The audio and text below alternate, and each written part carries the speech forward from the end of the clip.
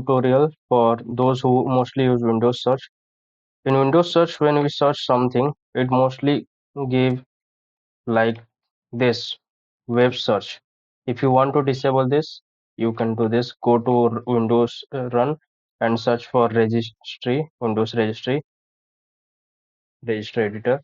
Here, follow these steps. Hey, current users. After that, software, policies, Microsoft, Windows. Create a new key, naming it Explorer. And inside Explorer,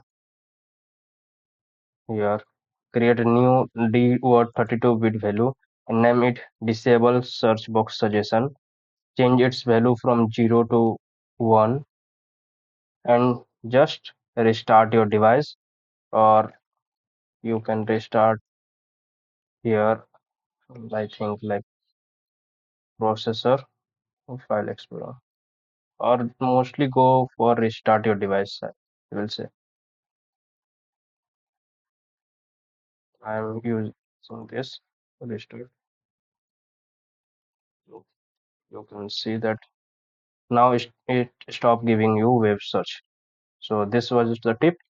Thank you.